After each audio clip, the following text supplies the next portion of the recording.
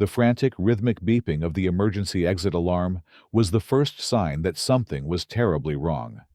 It was a sound I knew intimately. The shrill, insistent pulse of a door left ajar a minor annoyance to most, but to a citywide housing inspector, a signal of a breach in the building's carefully designed safety envelope. It was 11:00 p.m., and the sound echoed up the stairwell to our fourth-floor apartment, a lonely, piercing cry in the dead of night. My son Ben wasn't home. He was supposed to have been back an hour ago. His routine was as fixed and reliable as the tides. At 9:00 p.m., he would take the recycling down to the basement disposal room, a task that gave him a sense of independence and contribution. He'd be back by 9:15, ready for his late-night snack, and the sci-fi show we watched together every Thursday. But his snack was untouched, and the television was dark. A cold dread, slick and immediate, washed over me. Ben was 17, but a developmental disability meant he processed the world differently. He was gentle, trusting, and utterly without guile, but he could be easily flustered by unexpected changes. Panic was a dangerous enemy for him. I called his phone. It went straight to voicemail. I walked down the hall to the elevators, the beeping growing louder, more insistent with every step. The sound was coming from the basement level. The dread in my gut tightened into a knot of pure fear. I rode the elevator down, my heart pounding in time with the alarm. The basement was a labyrinth of concrete corridors, storage cages, and utility rooms. The alarm was coming from the far end of the hall, from the heavy fire door that led to the trash and recycling center. Pushing it open, I stepped into a small, brightly lit antechamber. To the right was the recycling room. To the left, a heavy, soundproof door with a small, wired glass window led to the trash compactor. A large red sign on the door read, "Danger Automatic Compactor. Authorized personnel only." The emergency alarm was triggered by this door. The latch was open, the door slightly ajar. But that wasn't what made my blood run cold. It was the small silver object jammed into the locking mechanism on the frame. A standard-issue cabinet lock, the kind used for file cabinets, had been expertly wedged into the strike plate opening, preventing the heavy door from latching and locking. It was a deliberate act of sabotage. I peered through the small window, my breath fogging the glass. The room inside was cavernous, filled with the stench of garbage and the low, menacing hum of the compactor's hydraulic engine. And in the far corner, huddled next to a row of overflowing bins, was Ben.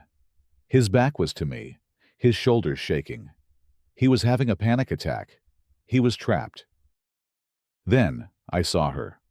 A woman standing near the control panel on the far wall, her back to me. She was holding a rag and a bottle of cleaning spray, wiping down the already gleaming stainless steel panel with a furious, obsessive energy. It was Karen, the self-appointed queen of the building's HOA, a woman whose obsession with order and cleanliness was matched only by her disdain for anyone who didn't fit into her narrow worldview. She turned slightly, and I saw her face in profile illuminated by the harsh fluorescent lights. She wore a smug, satisfied smile.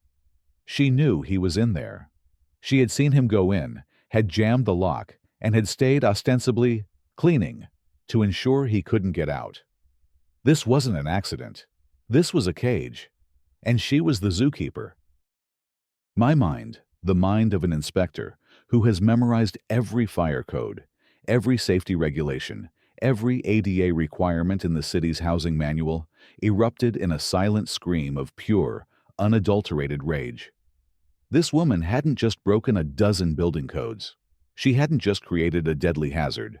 She had willfully and maliciously imprisoned my disabled son in a concrete tomb with a machine designed to crush solid waste into oblivion.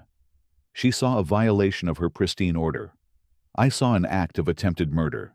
And she had no idea that the father of the boy she had just trapped was the one man in the city with the power to condemn the very building she lorded over and to bring the full, crushing weight of the law down on her head. The beeping of the alarm was no longer just a warning. It was a countdown. Our life was a carefully architected structure of routine and adaptation.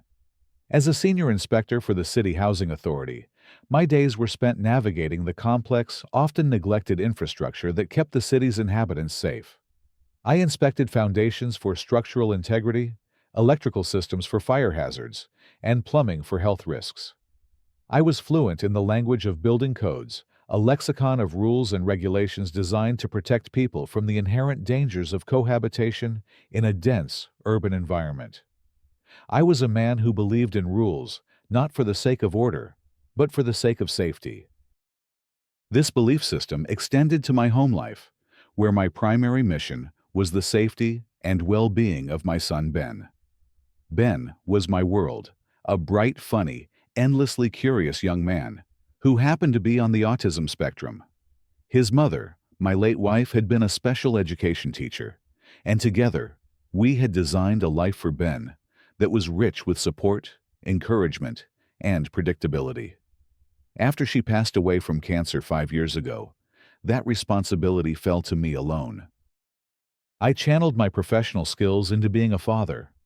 Our apartment was a haven of calm and order, a sensory-friendly environment where Ben could thrive. We had routines for everything from meals to chores to our Thursday night sci-fi marathons.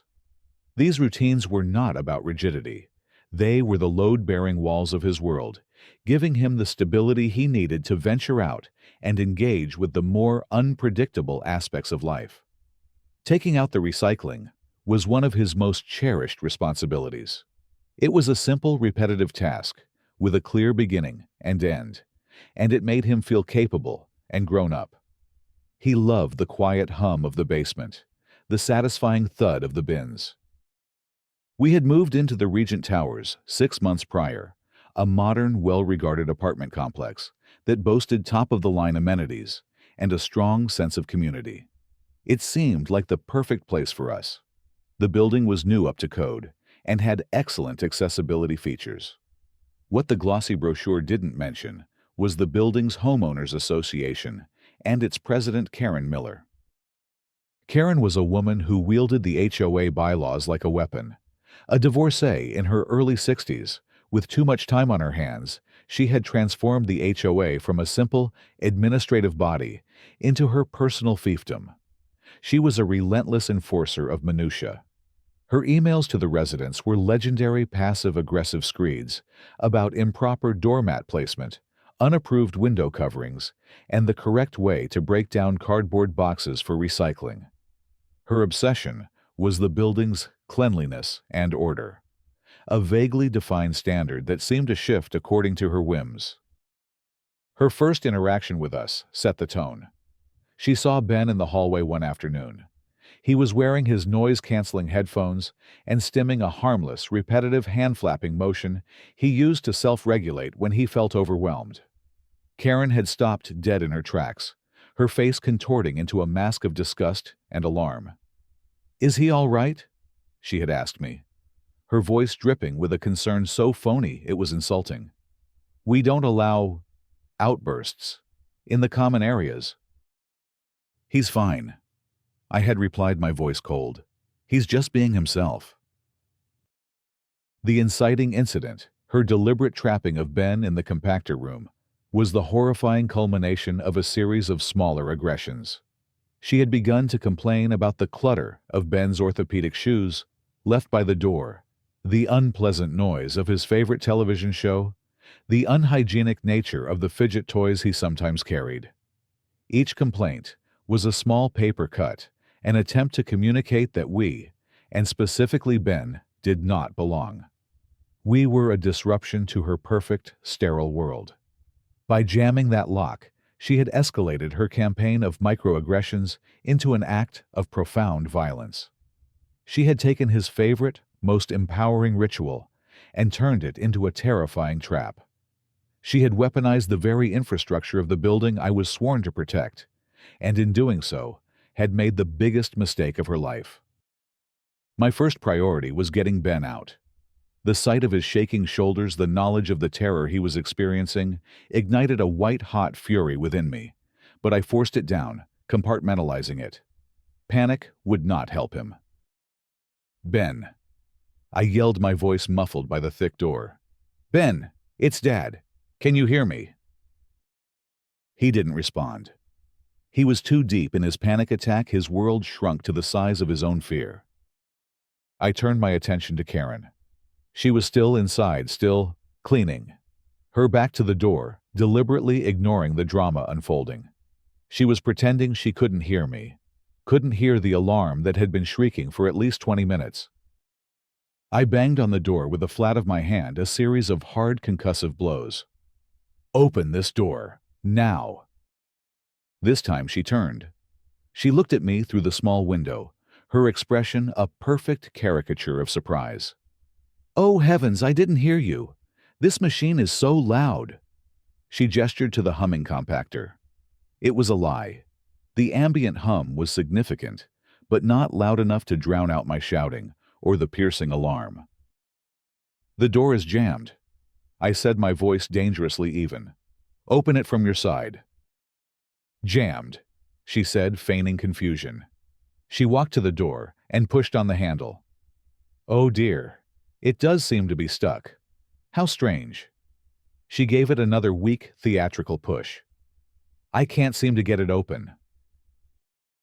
The rising action was beginning her campaign of lies and denial, starting before my son was even safe. She was going to play dumb to pretend this was all a tragic, unforeseen accident. There is an emergency release handle on the interior frame. I said the words from the building's fire safety plan, flashing in my mind. It's a red lever, right beside the hinge. Pull it. Her eyes darted towards the lever, then back to me. A flicker of panic crossed her face. Her plan hadn't accounted for me knowing the building's emergency systems better than she did. Oh, I don't know, she stammered. I don't want to break anything. Pull the lever, Karen, I commanded, my voice leaving no room for argument. With a resentful sigh, she pulled the lever. There was a loud clank as the secondary locking mechanism disengaged. I wrenched the door open and rushed to my son's side, kneeling beside him, my hand on his back. Ben, it's okay. I'm here. We're going home. He finally turned, his face pale and tear-streaked, and collapsed into my arms. As I held my trembling son, I looked back at Karen. The first police officer responding to the alarm was just entering the antechamber. Karen immediately launched into her performance. Oh, thank goodness, officer, she exclaimed, her voice filled with manufactured relief. This poor man's son got himself locked in the compactor room. The door must have malfunctioned. It's a miracle his father found him. This was her strategy. Paint herself as a concerned bystander, a helpful neighbor. But her first escalation, this web of lies, was already beginning to unravel. Ma'am, I'm going to need you to stay right here. The officer said, his eyes flicking from her to the cabinet lock still wedged in the doorframe. He recognized that it was no malfunction. The second shock came the next day. After giving our statements and finally getting Ben home and settled, I was contacted by the building manager, a nervous, ineffectual man named Mr. Davies.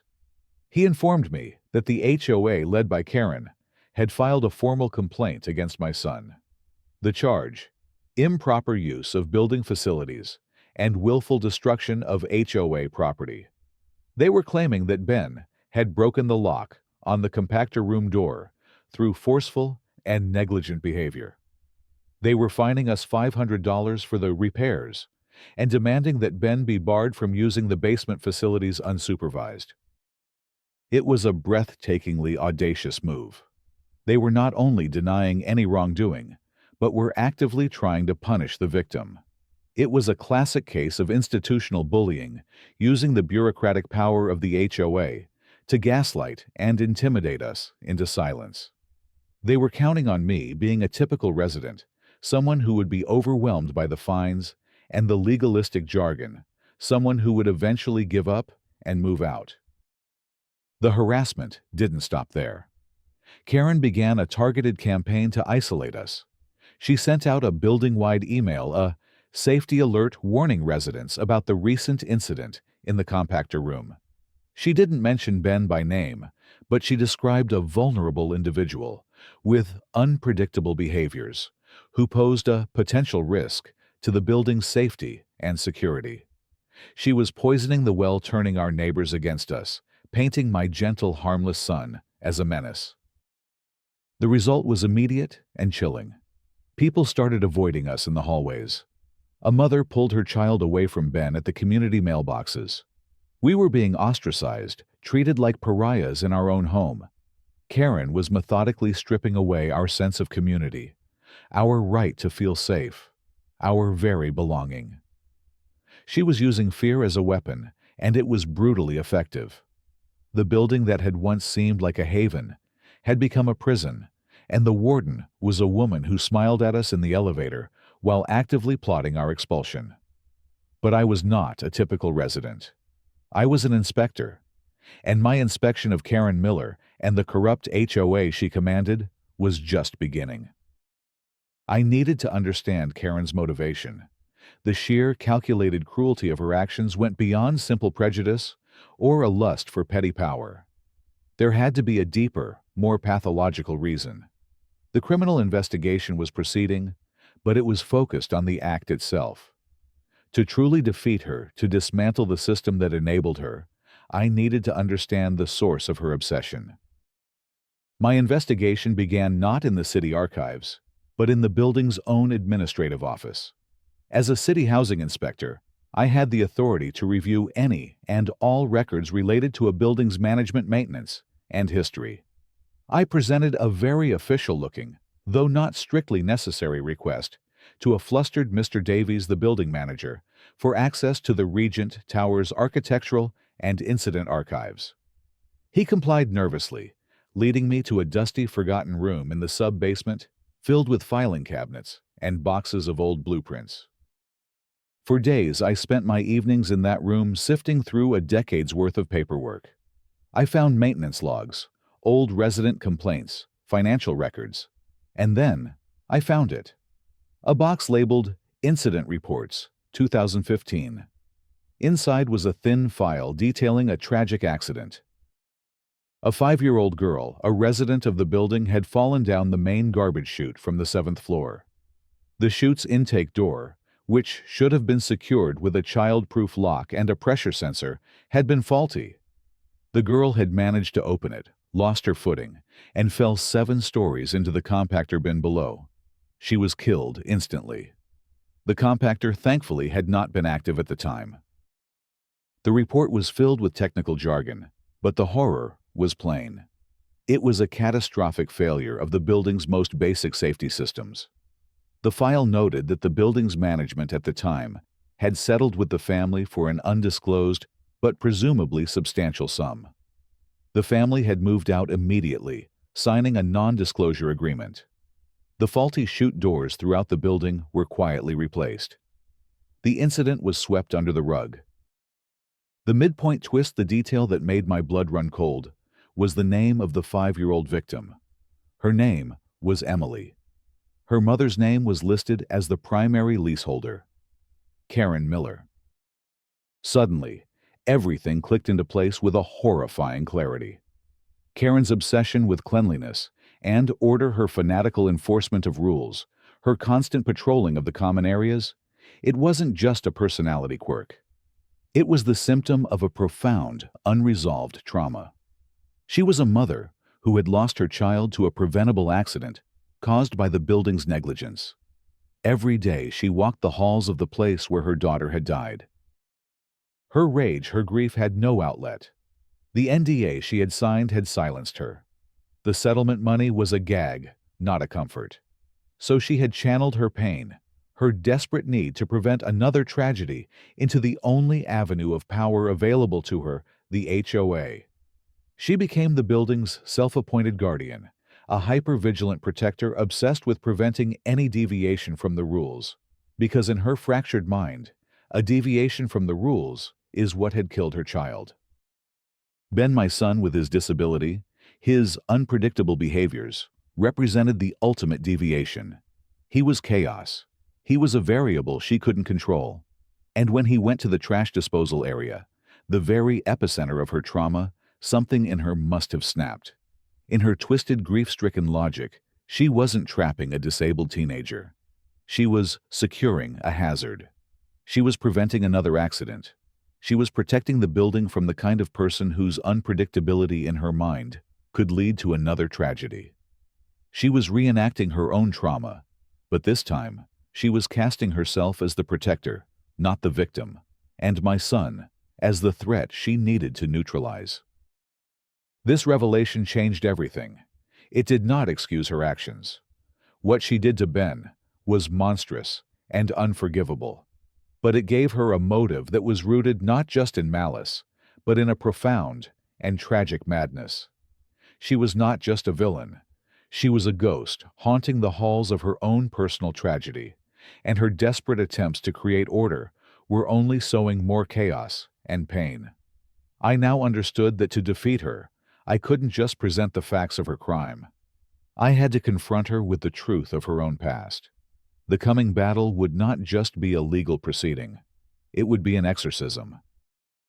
The emergency residence meeting was Karen's idea, a strategic move to solidify her power and publicly crucify me.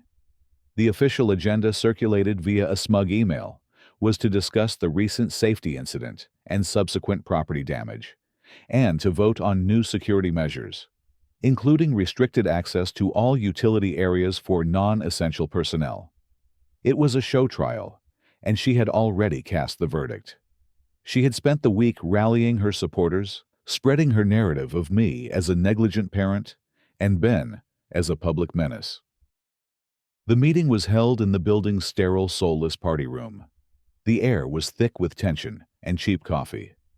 Karen and the other HOA board members sat at a long table at the front, looking down on the assembled residents like a panel of judges.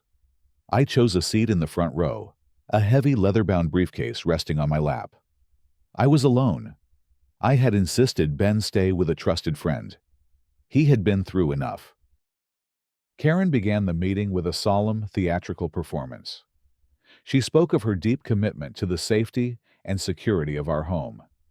She recounted her version of the unfortunate incident, painting a picture of a confused young man who had accidentally damaged a door and trapped himself. She presented the $500 invoice for the repairs to the lock that she herself had sabotaged. Therefore, she concluded, her voice ringing with false authority. The board proposes a new rule. Access to all basement areas will be restricted to staff and residents who have undergone a mandatory safety briefing. This is to prevent any future incidents and to ensure the well-being of all our residents, especially the most vulnerable among us. The implication was clear. The new rule was designed to keep people like Ben out. She called for a vote. Before anyone could raise a hand, I stood up. Before we vote, I said, my voice calm, but carrying across the silent room, I think there are a few facts the residents of this building are entitled to know. All eyes turned to me.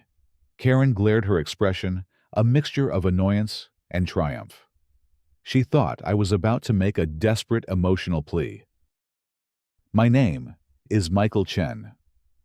I began walking to the front of the room and placing my briefcase on the edge of the board's table. And for the past 15 years, I have been a senior inspector for the Citywide Housing Authority. My job is to ensure that buildings like this one are safe. My job is to know the codes that are designed to prevent tragedies. I opened my briefcase and pulled out a thick, bound report. This is the Regent Tower's master inspection file. It contains every permit, every violation, every incident report filed for this building since its construction. A nervous murmur went through the room. The board members shifted uncomfortably. This was not on the agenda. Let's talk about the compactor room door, I said, my eyes locking on Karen.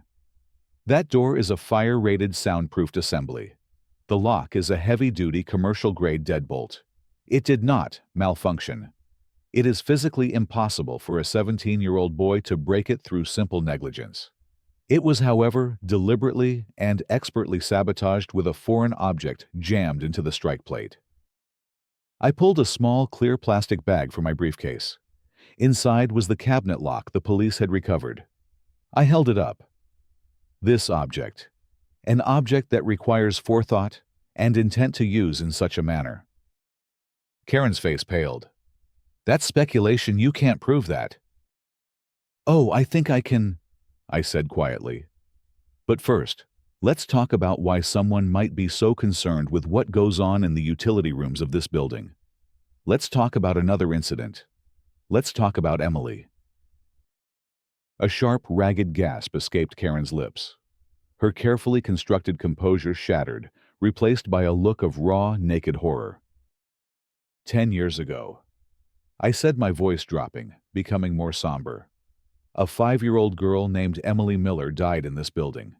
She fell 7 floors down a faulty garbage chute. An accident that was the direct result of a dozen code violations and gross negligence on the part of the building's management. An accident that was covered up. A tragedy that was silenced with a non-disclosure agreement. The room was utterly still. The residents stared, their faces a mixture of shock and dawning comprehension. They were not just hearing about a building code violation. They were hearing the secret, tragic history of their home. You've lived with that grief every day, haven't you, Karen? I said, my voice filled not with anger, but with a terrible, sad clarity. You took that pain and that rage, and you poured it into this HOA. You tried to control every variable, enforce every rule to prevent it from ever happening again. But your grief became a weapon. You looked at my son, and you didn't see a boy. You saw a threat, a disruption. You saw the chaos that you believed took your daughter. And so you did what you thought you had to do. You locked him in a room. You secured the hazard. You trapped my son in the very place that represents the heart of your own personal nightmare.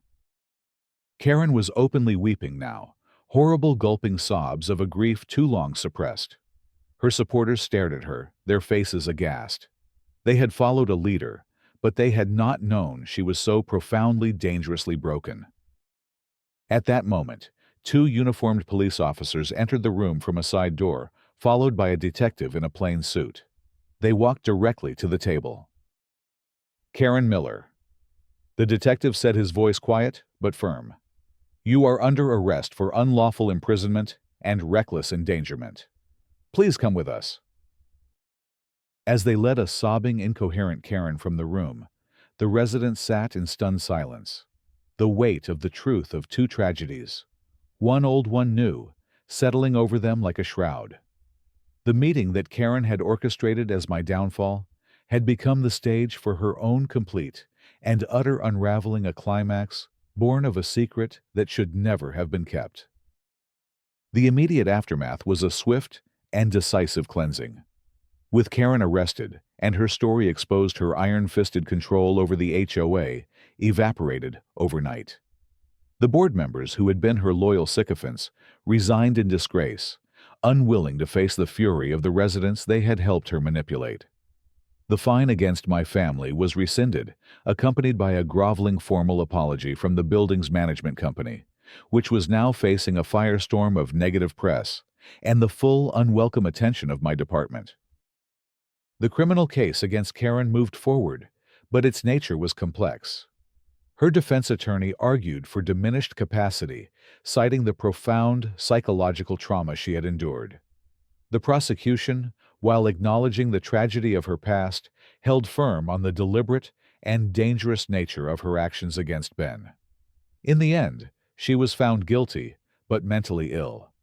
She was not sent to prison, but was committed to a secure psychiatric facility, a resolution that felt more like justice than simple punishment. It was a recognition that she was both a perpetrator and a victim, a woman broken by a system that had failed her, who in turn had broken the law in the most terrible way. The falling action for me was professional. I used my position to launch a full-scale top-to-bottom safety and compliance audit of Regent Towers. It was the most thorough inspection in the building's history. I went through it with a fine-toothed comb, uncovering dozens of violations from minor infractions to serious safety hazards that had been overlooked or ignored for years. My final report was a damning indictment of the management company's negligence. Faced with millions of dollars in fines and the threat of having their operating license revoked, the company was forced to undertake a complete overhaul of the building's safety systems and to fire the entire on-site management team, including the hapless Mr. Davies. The resolution for the community of Regent Towers was a rebirth. Freed from Karen's oppressive rule, the residents came together with a new sense of purpose. They elected a new HOA board, one dedicated to transparency, inclusivity, and community building, rather than petty tyranny. They rewrote the bylaws, stripping out the invasive and discriminatory rules. They started a support network for residents with disabilities and their families. The building that had become a prison started to feel like a home again. They reached out to me, not as an inspector or an adversary, but as a neighbor offering apology support and friendship. For Ben, the healing process was slow but steady. The terror of that night left its mark, and for a while he refused to go to the basement. But with therapy, and with the newfound support of a community that finally saw him as a person and not a problem, he began to regain his confidence. He started a building-wide recycling initiative for kids, designing colorful posters and giving presentations about the importance of being responsible for our shared home. He found his voice, and in doing so, he helped the entire building find its conscience. Several months later, on a warm spring evening, Ben and I were walking through the newly renovated lobby. The harsh fluorescent lighting had been replaced with warmer, softer fixtures. The walls were decorated with art created by the building's children. It felt less like an institution and more like a community. "Ready for sci-fi night?" I asked him. "Ready," he said, a confident smile on his face. "But I have to take the recycling down first. It's my job." I watched as he walked confidently towards the elevators, his shoulders straight, his head held high. He was no longer just a boy, defined by his disability. He was a survivor, a leader, a young man who had faced down a monster and had emerged stronger. The structure of our life had been shaken to its foundations, but it had not collapsed. We had rebuilt it together with the help of a community that had learned a hard lesson about the difference between rules and justice, between order and compassion.